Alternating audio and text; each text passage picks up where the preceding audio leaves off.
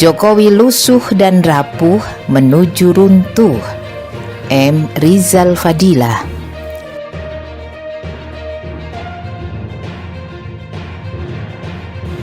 Tentu bukan bacaan fisik yang terlihat semakin berkerut dan beruban atau wajah yang lelah dan seperti tak bergairah.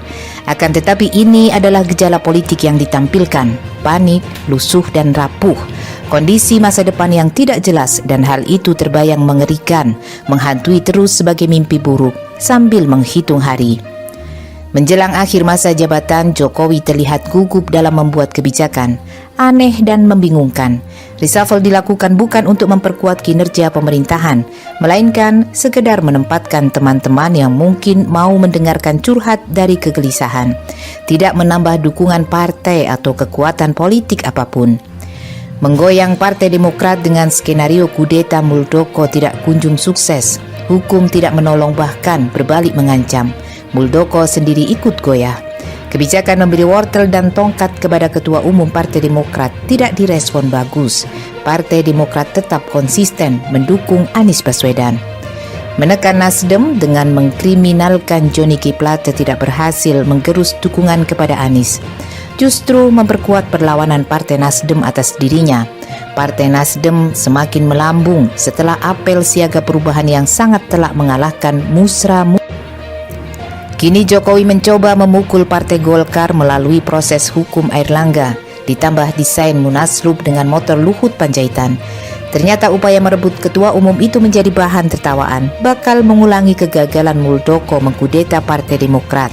Partai Golkar merupakan partai berkuasa puluhan tahun yang tidak mudah dicawi-cawi oleh anak kemarin sore bernama Jokowi. Kegagalan berbagai agenda yang direncanakan atau direkayasa membuat Jokowi gelisah.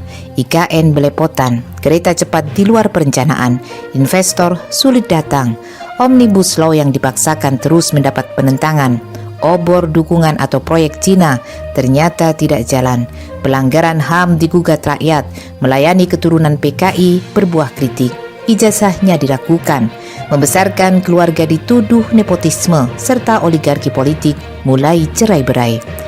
Megawati merampas jagoan penerus Jokowi yaitu Ganjar Pranowo, melirik Prabowo malah dimusuhi PDIP. KIB tidak bisa bertahan untuk dikendalikan. P3 dan PAN jalan sendiri. Surya Paloh membangkang. Golkar melepaskan diri secara perlahan. Airlangga yang mulai belok harus dimatikan. Jokowi bingung dan mencoba mencari pegangan. Pasca tidak menjadi presiden, bahaya mengancam di depan. Dosa politik yang bertumpuk dapat menyeretnya ke penjara. Mungkin yang dipercaya kini hanya paranormal karena agama tidak menjadi pilihan. Membubarkan FPI dan HTI bukan solusi. Kriminalisasi ulama dan aktivis menimbulkan antipati. Propaganda terorisme, radikalisme, dan politik identitas menyudutkan umat. Isu PKI terus menyengat. Jokowi tidak pernah mengecam apalagi mengutuk PKI. Saat ini Jokowi berhadapan dengan banyak lawan, mulai buruh, umat Islam, purnawirawan, mahasiswa, aktivis demokrasi maupun TNI yang tergeser oleh Polri. Jokowi lusuh, semakin usang dan hilang warna. 2 periode kepemimpinan membosankan dan warna kesederhanaan, kerakyatan dan kejujuran sudah hilang. Jokowi kini rapuh. Dukungan kuat partai mulai lemah dan meninggalkan. Pebisnis melihat ke depan untuk mencari cantolan baru. Jokowi adalah masa lalu. Oligarki merasa tidak butuh Jokowi lagi. Jokowi menuju runtuh, hanya tinggal berlindung pada manuver figur andalannya Luhut Binsar Panjaitan. Tahun 2024 adalah akhir dari kekuasaan, itu pun bila ia mampu bertahan. Akan tetapi 2023 badai akan datang. Desakan pemakzulan terus menguat.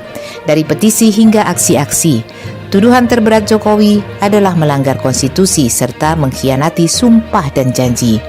Opsi semakin sempit bagi Jokowi, hanya mundur atau dimundurkan.